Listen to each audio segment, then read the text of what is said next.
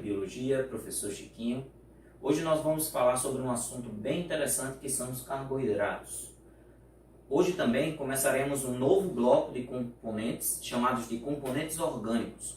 Componentes que vão estar presentes obrigatoriamente na matéria viva e vão desempenhar funções vitais para os seres vivos. Então, iniciando esses componentes, falamos sobre carboidratos. Carboidratos que são componentes importantes por serem substâncias utilizáveis como combustíveis a curto prazo, ou seja, os carboidratos eles vão apresentar a capacidade de fornecer energia ao ser em um curto espaço de tempo, ou seja, comeu, gastou.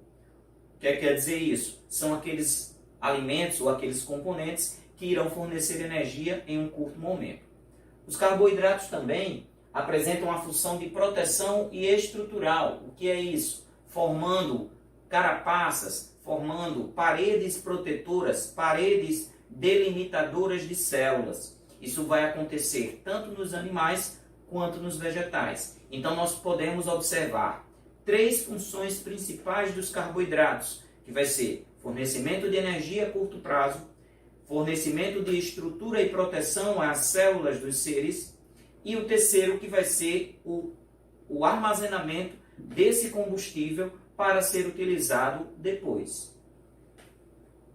Quanto a isso, nós teremos uma classificação dos carboidratos. Esses carboidratos vão ser classificados principalmente em relação ao tamanho das suas moléculas, podendo ser monossacarídeos, poucas moléculas ou uma molécula de sacarídeo, disacarídeos, formados, como o próprio nome diz, duas moléculas de sacarídeos, e os polissacarídeos, formados por muitas moléculas de sacarídeos. Sacarídeos, como vocês puderam observar, nada mais são do que carboidratos. Só fazendo um adendo, vocês podem encontrar também nos livros a palavra carboidrato com outros sinônimos, como por exemplo, hidratos de carbono, glicídios ou até açúcares. Importante lembrar.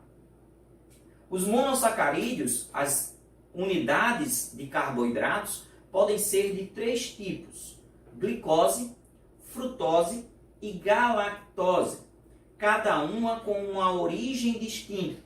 A glicose é o carboidrato normal, é como todo e qualquer carboidrato que entra no nosso corpo é entendido e metabolizado na forma de glicose.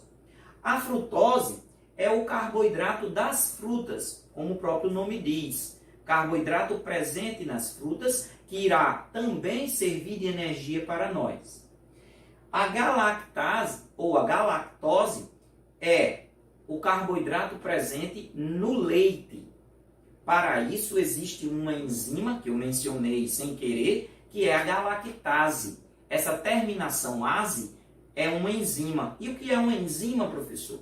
Uma substância química que quebra, que acelera reações. Então, a galactase é uma enzima que vai quebrar a lactose, transformando essa lactose em galactose. A gente vai ver mais na frente um pouquinho sobre lactose. Os disacarídeos, aí sim, duas moléculas de sacarídeos, duas moléculas de glicose, que podem ser glicose mais glicose, formando a maltose, presente nas substâncias em geral, em tudo que é doce. A sacarose, formada pela glicose mais a frutose, presente justamente nos vegetais. Então, a sacarose vai ser transformada em glicose e em frutose. E a lactose, que eu acabei de falar, que é a junção de glicose mais galactose, formando um componente disacarídeo por duas moléculas menores de carboidratos, a glicose e a galactose. Repetindo lá aquele conceito que eu dei anteriormente, a lactose ela vai ser quebrada por uma enzima chamada de galactase, que vai converter a lactose em glicose e galactose, fazendo com que as nossas células possam entender que aquilo é alimentação.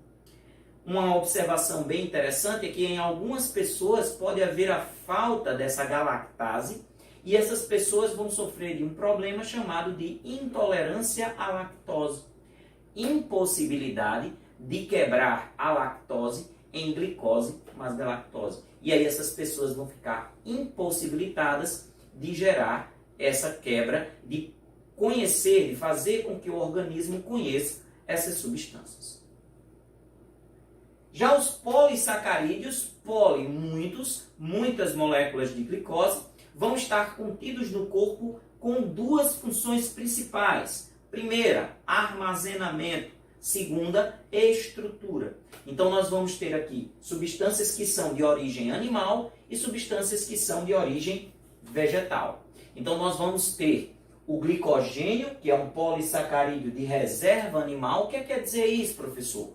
Guarda os carboidratos animais, ou seja, é a forma que o meu corpo arranjou de guardar o restante do carboidrato que eu obtive em uma refeição. E aí eu vou armazenar dentro dos meus músculos ou no interior do meu fígado moléculas de glicogênio.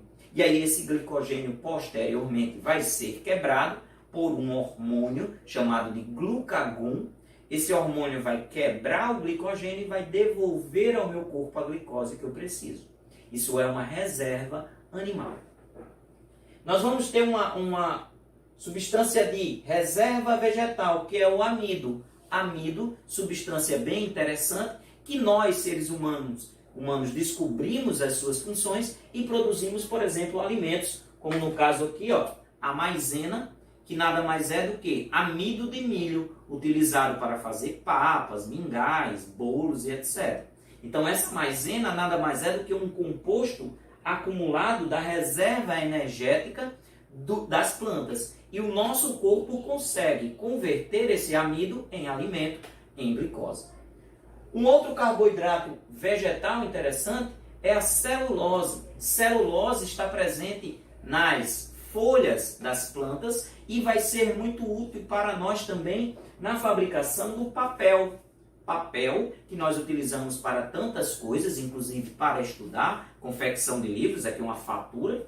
Então esse papel ele vai ser utilizado de forma geral por causa da manipulação da celulose. Aí vocês podem pensar, professor, na celulose, no papel tem celulose, então eu posso quebrar essa celulose em carboidratos?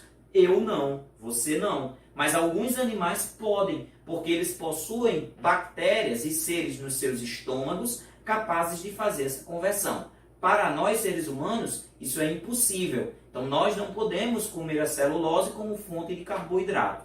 Embora, na nossa alimentação, tenha algumas folhas que vão servir para liberar vitaminas e também para reguladores do processo digestório.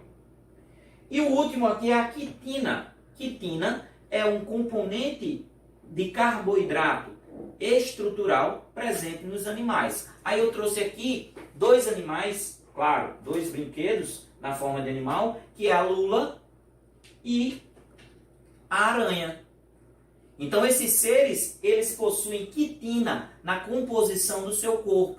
A lula vai ter uma grande quantidade de quitina em uma carapaça interna que ela tem, chamada de gládes, onde nesses gládes vão existir um acúmulo de quitina, que é uma estrutura rígida de proteção estrutural. E também na aranha. Então na aranha vai haver em todo o seu corpo, ele é um aracnídeo, uma artrópoda, então na composição do seu exoesqueleto, da sua carapaça, existe uma grande quantidade de quitina, que é fundamental para a composição desses animais.